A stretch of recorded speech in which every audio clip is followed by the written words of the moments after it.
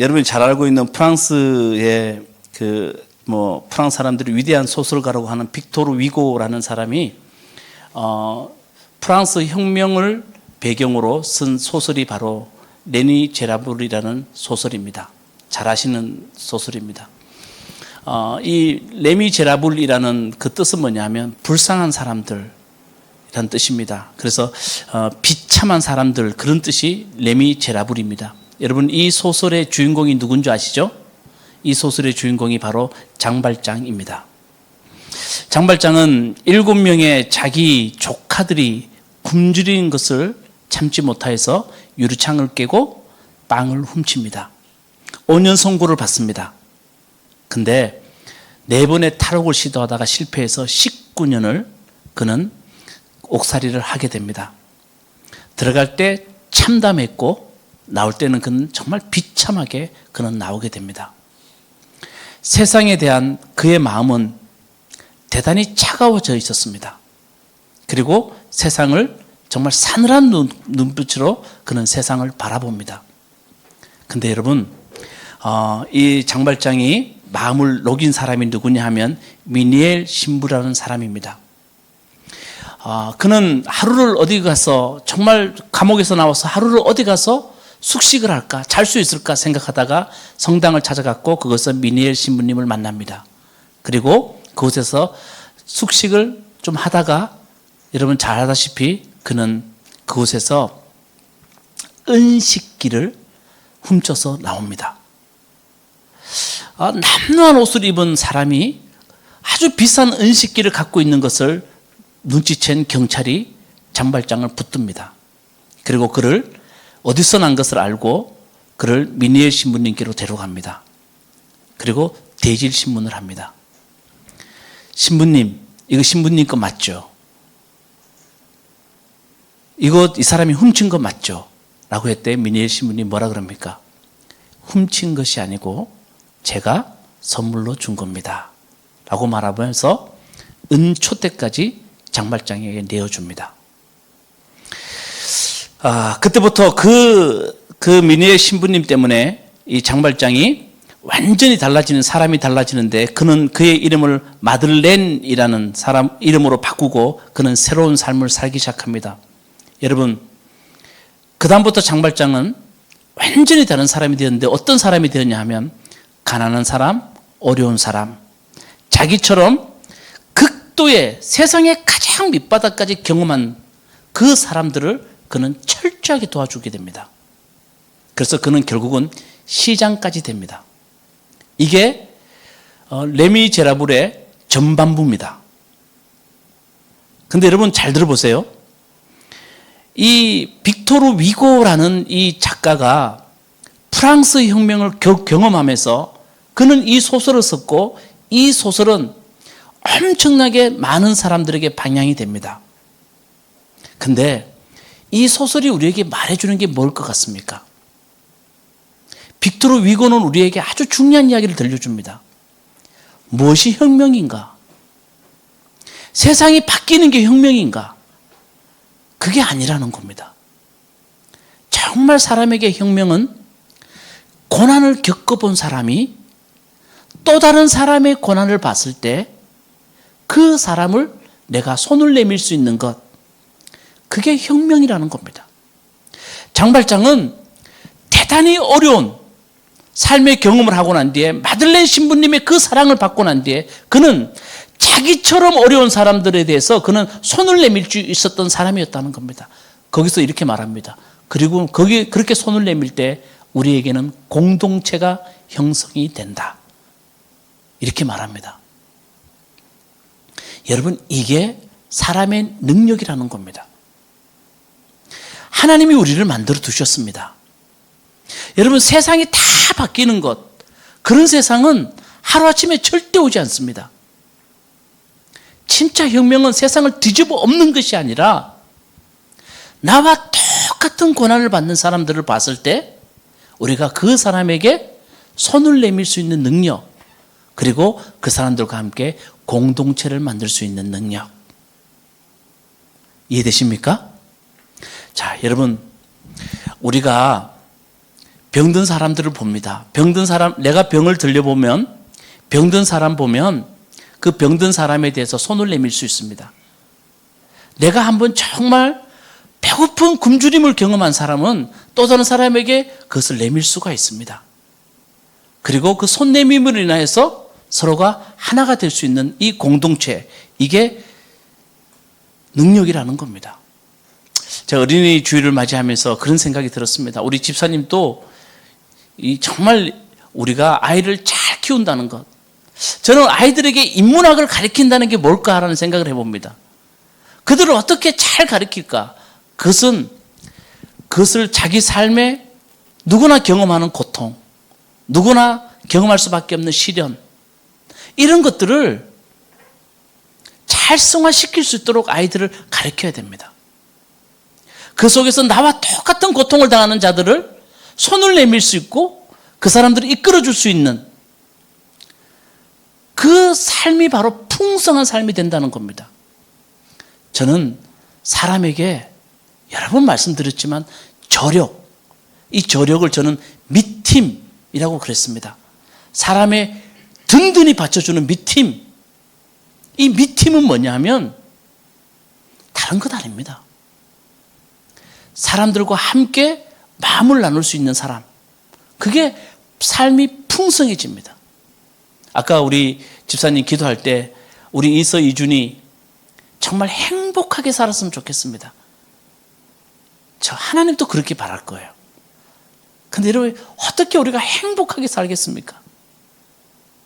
행복한 것은 너와 내가 서로 잇대어 있다는 걸 알고 우리가 그 서로의 마음을 이해하고 서로의 마음을 나눌 수 있을 때, 그게 우리가 정말 행복하게 살 수 있는, 삶을 풍성하게 할 수 있는 능력이라는 겁니다.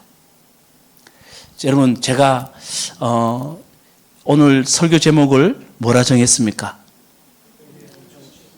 그 다음 또 뭐라 있잖아, 하나 더 있잖아요. 투. 그러면 위대한 정신 원 또 있었겠죠? 근데 원은 여러분 어디서 내가 원을 설교한 지 기억나십니까? 사도행전 2장을 이야기할 때 제가 원을 이야기했습니다. 위대한 정신이라고 했습니다. 자, 위대한 정신에 대해서 여러분들에게 이야기하는데, 정말 삶의 위대한 정신은 저는 그런 생각을 해요. 고난 받아본 사람들은 고난 받는 사람들의 마음을 이해하는 겁니다. 그리고 그 마음을 이해해서 내가 그 사람들에게 손을 내밀 수 있는 것이 위대한 정신입니다. 장발장 이야기가 그걸 우리에게 이야기해 주고 있습니다. 근데 여러분 잘 들어보세요. 제가 위대한 정신 처음 이야기할 때 똑같이 여러분이 말씀드렸던 게 뭐냐 하면, 이스라엘 백성들이 바벨론 포로로 갔을 때 이야기를 들려줬습니다. 그들은 몇백 년 동안 바벨론에서 포로로 가 있습니다. 그리고 페르시아의 고레스 왕에 의해서 그들이 바벨론 포로에서 돌아옵니다. 근데 그들에게는 대단히 어려운 질문이 하나 남아 있습니다. 그게 뭐냐 하면, 하나님은 왜 우리에게 이렇게 바벨론 포로라는 이 너무나 큰 고통을 우리에게 주셨을까? 이 질문을 던져야 됐고, 이 질문에 대한 답을 찾지 못하면 그들은 한 발자국도 앞으로 나갈 수가 없었습니다. 여러분, 내가 엄청난 고난을 당했을 때 이 고난을 왜 나에게 주셨을까? 이것에 대한 답을 찾아야 됩니다. 유대인들은 하나님에 대한 철저한 믿음이 있었기 때문에 그들은 바벨론 포로로 갈 것이라고서는 생각도 못했습니다. 그런데 그 어려운 바벨론 포로를 경험하고 난 뒤에 그들은 왜 하나님은 우리에게 이 고통을 주시는지에 대한 답을 찾아야 됩니다. 그러지 않으면 정말 어떤 시작도 할 수가 없었습니다. 그래서 그들은 그 질문을 하나님께 던졌습니다. 왜 우리에게 이 고통을 주셨습니까? 그때 여러분, 이사야서 53장, 위대한 유대인의 정신이라고 하는 이사야서 53장에서 그 답을 그들은 찾습니다. 자, 이사야서 53장 우리 예전에도 한번 읽었지만 다 같이 읽어봅시다. 시작. 그는 실로 우리가 받아야 할 고통을 대신 받고 우리가 겪어야 할 슬픔을 대신 겪었다. 그러나 우리는 그가 징벌을 받아서 하나님에게 맞으며 고난을 받으면서 생각하였다. 그러나 그가 찔린 것은 우리의 허물 때문이고 그가 상처를 받은 것은 우리의 약함 때문이다. 그가 징계를 받음으로써 우리가 평안을 누리고 그가 매를 맞음으로써 자, 여러분 이것이 바로 유대인들이 바빌론 포로를 경험하고 난 뒤에 그들이 얻은 해답입니다. 자, 여러분 4절에 보면 그가 실로 우리가 받아야 할 고통을 어떻게 해요? 대신 받고 또 우리가 겪어야 할 슬픔을 어떻게 해요? 대신 겪었다. 자, 보십시오. 그와 나는 대단히 밀접하게 되어 있습니다. 그와 나는 떨어져 있는 존재가 아니라는 겁니다. 그는 여기 나와 있듯이 그가 징벌을 받아서 하나님께 맞으며 고난을 받았다고 생각하였다. 이게 자신들입니다. 우리가 고난받은 것은 하나님께 징벌받고 하나님 앞에서 우리가 징벌을 받고 고난을 받는다는 것은 그 징벌을 받아서 고난받는다고 생각했다는 겁니다. 그게 그들의 생각이었습니다. 여러분 어떠세요? 우리가 어떤 고난을 받으면 그래 하나님이 나를 징벌하는 거야. 그렇게 생각했다는 겁니다. 그런데요, 거기에서 끝나지 않았습니다. 여러분 보세요. 우리가 고난받는 것은 하나님의 징벌일 수 있습니다. 어떨 때는. 하나님이 나를 채찍하는 것일 수 있습니다. 저는 그걸 하나님의 뜻을 다 몰라요. 그런데 여러분 유대인들은 그것을 보고 어떻게 승화시켰냐 하면 그는 나를 대신해서 슬픔과 고통을 겪었다는 겁니다. 그러면서 그들은 답을 찾아내요. 이 말의 답은 뭐냐 하면 그들의 어떤 정답은 뭐냐 하면 하나님이 우리를 고통을 당하게 하신 것은 누군가를 대신하게 하기 위해서이다. 누군가의 아픔을 대신 우리가 할 수 있는 힘을 기르기 위해서 하나님이 우리에게 이렇게 하셨다. 그들은 그 답을 이렇게 표현하고 있는 겁니다. 그래서 여러분 이것이 유대인들에게 위대한 정신이 된 겁니다. 그래서 이 정신은 끊임없이 이어왔고 우리가 고통당하는 것은 누군가의 고통을 이해하기 위해서 하나님이 우리에게 고통을 주셨다. 내가 고통을 당하지 않는 이상은 남의 고통을 이해할 수가 없고 내가 시련을 당하지 않으면 타인의 시련을 이해할 수가 없다. 그래서 하나님이 이것을 주신 것은 우리가 누구나 당하는 고통과 시련을 당하는 것은 그것을 내가 이해하고 그들에게 손을 내밀기 위해서 하나님이 이런 것을 주셨다. 라는 것을 그들은 이 말씀을 통해서 말씀하시는 겁니다. 이걸 뭐냐 하면 위대한 정신이라고 말합니다. 자, 여러분 우리가 신약 성경에 와서 이 말씀을 그대로 이룬 분이 계십니다. 누구십니까? 누구십니까? 예수님입니다. 그러니까 여러분 보세요. 이사야 시대하고 예수님이 오실 때하고 약 500년의 간격이 있습니다. 500년에서 600년의 간격이 있습니다. 유대인들은 끊임없이 이 정신으로 살았다는 겁니다. 그리고 예수님이 왔을 때 예수님이 이것으로 우리를 대신해서 예수님이 우리를 위해서 십자가에 못 박혀 돌아가셨다. 우리의 고통을 아시기 때문에 우리의 아픔을 아시기 때문에 예수님이 십자가에 못 박혀 돌아가셨다고 말하고 있다는 겁니다. 아멘. 이게 유대인들의 위대한 정신입니다. 저는 오늘 말씀을 왜 이렇게 여러분들에게 시작하냐 하면 자, 여러분 초대교회를 보십시오. 초대교회 교인들은요 정말 위대한 정신을 탄생시킨 사람들입니다. 저는 성경을 읽으면서 초대교회 교인들의 이 위대한 정신을 우리가 반드시 알아야 됩니다. 자, 사도행전 1장 주님 말씀하십니다. 성령을 기다리라고. 성령이 내려오십니다. 사람들이 성령 충만함을 받습니다. 우리가 사전까지 볼 때 성령에 대해서 많이 언급했습니다. 맞죠?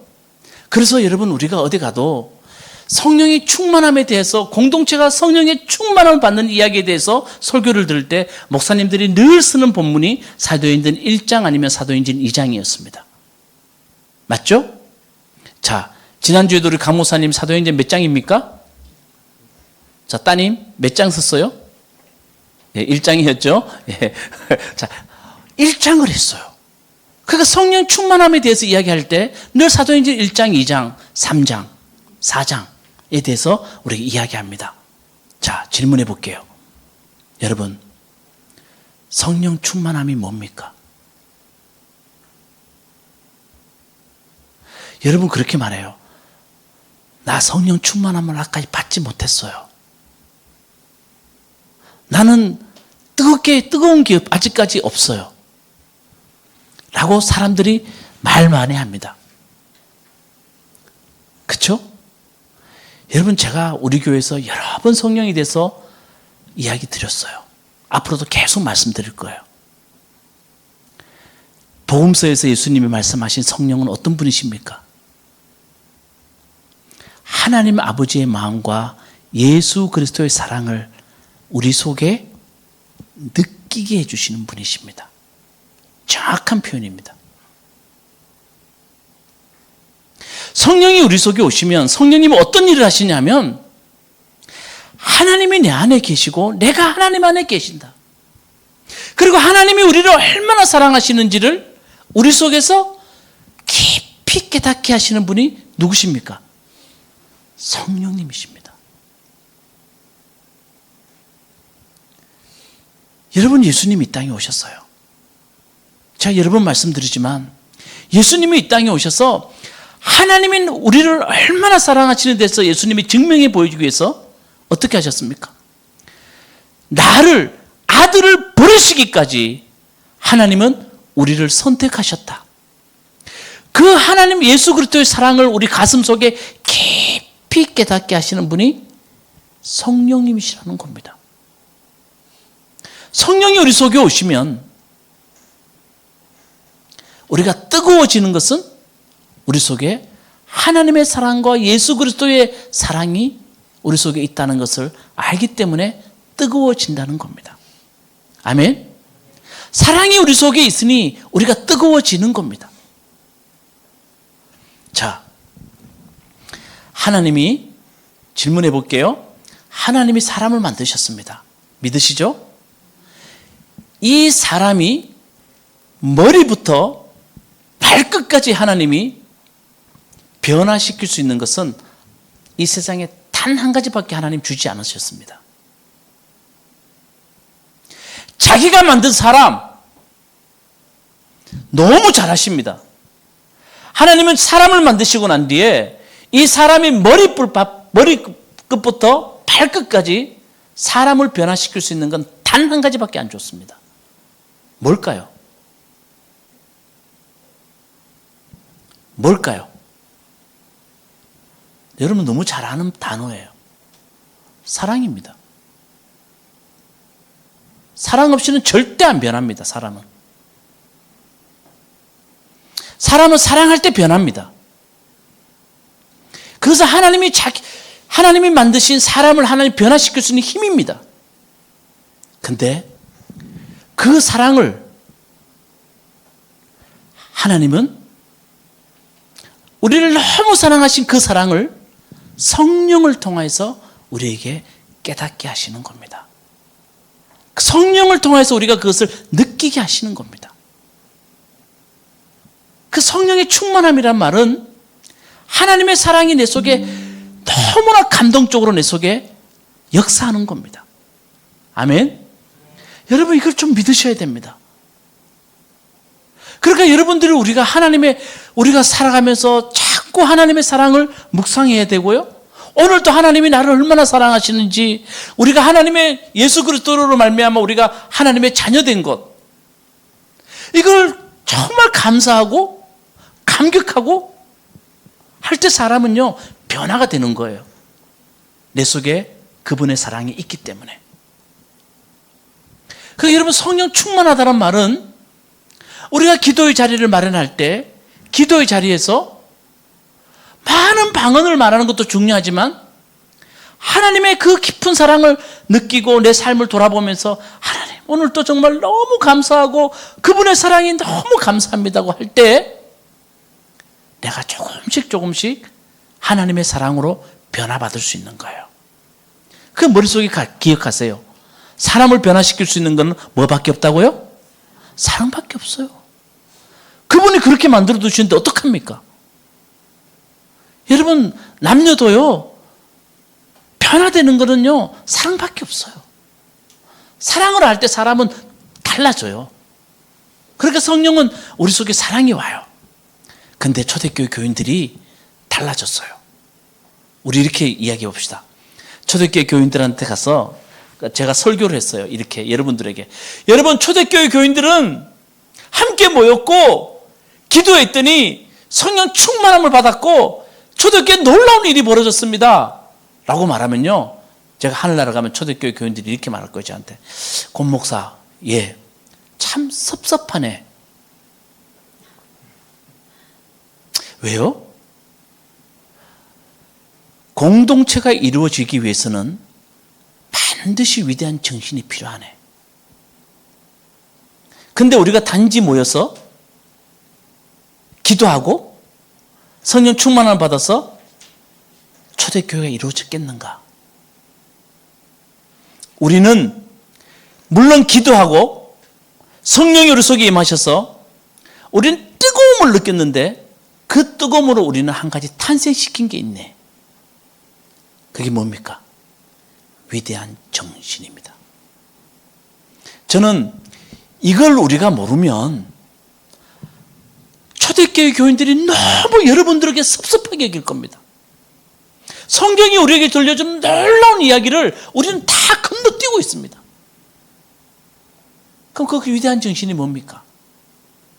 자, 오늘 31절 말씀 우리 다 같이 한번 먼저 읽어보도록 하겠습니다. 자, 31절 다 같이 시작. 그들이 기도를 마치니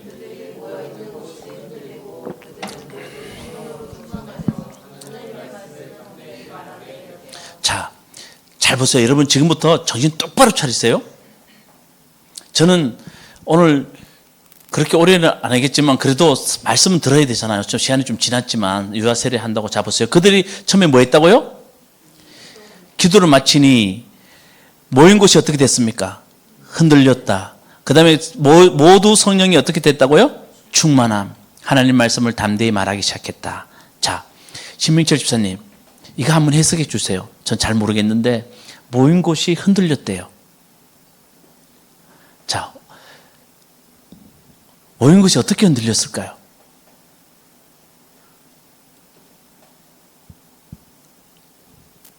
자, 그러니까 다들 이제 고개를 들고 저걸 좀, 자, 나는 알겠다. 모인 곳이 흔들렸다. 지금 나는 알겠다. 좀 손 들어보세요. 말해보세요. 편하게. 예, 뜨거워졌다. 좋습니다. 자, 정확히 헬라어 언어에는 지진으로 되어 있습니다. 자, 지진이 일어났다. 여러분 기도하면 지진이 일어납니다. 할렐루야. 그럼 다 죽잖아요. 그러니까 이것은 의미가 있죠. 이 표현이 우리에게 들려주는 의미가 있죠. 모인 곳이 흔들렸다는 말은 우리 안에 기도를 했더니 기적이 일어났다. 모세의 기적처럼 물이 갈라지듯이 우리 속에는 기적이 일어났습니다. 자, 여러분 모인 곳이 흔들렸다는 말은 우리 이렇게 표현할 수 있습니다. 지축이 흔들리는 것 같은 기적이 우리 속에 일어나기 시작했습니다. 지축이 흔들리는 것 같은 놀라운 일이 우리 속에 일어나기 시작했습니다. 그래서 우리는 담대하게 하나님 말씀을 전가하기 시작했습니다. 라고 말하는 겁니다. 자, 여러분 지축이 흔들리는 기적 이게 뭐냐 하면 사고의 전환이 일어났다는 겁니다. 우리 속에는 위대한 정신이 탄생하기 시작했다는 겁니다. 여러분이 쉬운 게 아닙니다. 우리의 사고의 완전한 사고의 전환이 일어났다는 그게 뭐냐면 세상의 물질 중심적인 우리의 삶이 하나님 중심적인 삶으로 바뀌기 시작했다는 겁니다. 하나님의 사랑이 얼마나 큰지를 알기 시작했고 하나님의 사랑으로 인해서 우리가 얼마나 사람들이 소중하고 생명이 소중한지를 우리가 알게 되었습니다. 물질 중심적인 삶에서 우리는 완전히 우리의 사고가 바뀌었습니다. 지축이 흔들리는 일입니다. 라고 우리에게 말하고 있다는 겁니다. 아멘. 여러분 참 중요합니다. 이렇게 지축이 흔들릴 것 같은 사고의 전환이 일어나기 시작했는데 이 사고의 전환이 일어난 일을 사도행전은 32절부터 37절까지 우리에게 말합니다. 자, 어떤 사고의 전환이 일어났는지 물질 중심 삶에서 하나님 중심 삶으로 바뀌었는데 정말 놀라운 일이 우리 속에 위대한 정신으로 탄생하기 시작했다는 겁니다. 자, 32절, 32절 다 같이 시작.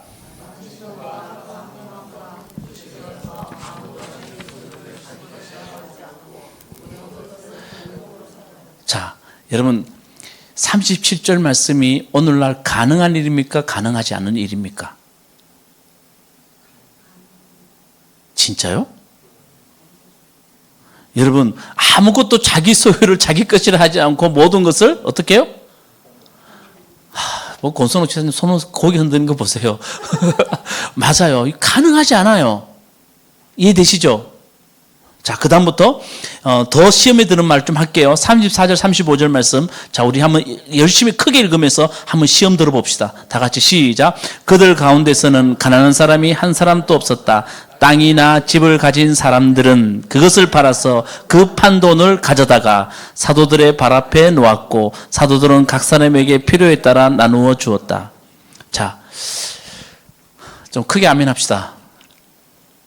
예? 이 말씀에 좀 아멘 합시다. 여러분 성령 충만을 받아서 여러분이 가진 땅이나 집 다 팔아서 저의 발 앞에 가지고 오십시오. 그럼 여러분 은혜 받겠습니까? 은혜 안 받겠습니까? 이런 이단이 어디 있냐고, 이런 미친 교회가 어디 있냐고 여러분 다 도망갈 것이고 이 교회는 아무도 안 남을 겁니다. 근데 중요한 말이 있죠. 자, 가난한 사람들이 한 사람도 없었다. 필요에 따라 어떻게 해요? 나누어 주었다. 그리고 37절 말씀 다 같이 다시 한번 읽읍시다. 37 시작. 자기가 가지고 있는 밭을 팔아서 그 돈을 가져다가 사도들 발 앞에 놓았다. 그죠? 자, 여러분 이제 조금만 더 집중해서 저를 봅시다. 이 말씀은 5장으로 넘어가면 여러분 교회 다니는 사람들은 많이 들었던 말입니다. 아나니아와 삽비라 이야기로 연결되어 있습니다. 아나니아 삽비라 이야기를 우리가 먼저 좀 들어봅시다. 그는 똑같이 재산을 팔았습니다. 그리고 사도들 발 앞에 다 갖다 놓지 않고 아나니아 삽비라는 일부를 자기가 챙겨놓고 그 다음에 나머지를 사도들 발 앞에 갖다 놓습니다.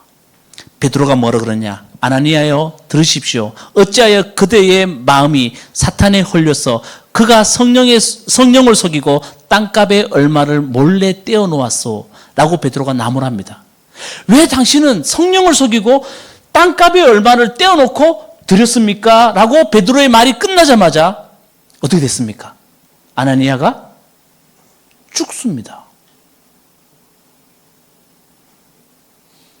그리고 삽비라도 죽습니다. 부부가 다 죽습니다. 5장 1절부터 11절까지 나오는 말씀입니다. 여러분 이 말씀을 어떻게 해석해야 될까요?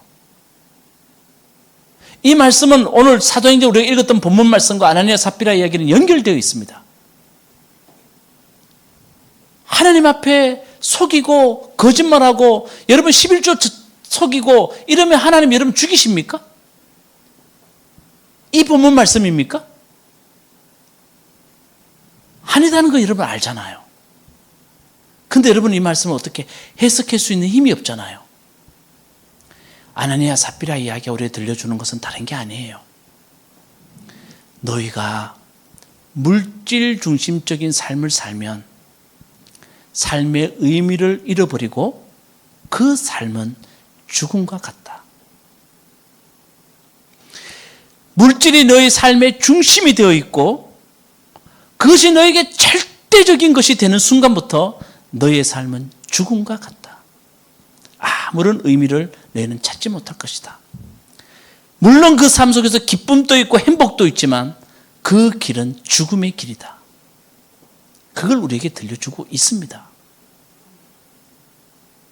여러분, 지금 우리가 살아가는 세상은 이렇게 표현합니다. 절대적으로 물질적 가치가 우선인 세상이 되어버렸습니다. 그러니까 여러분, 모든 것을 우리는 어떻게 하냐 하면 환전의 가치입니다. 뭔가를 바꾸는데 환불하는 뭡니까? 돈의 가치로 모든 것을 우리가 표현해냅니다.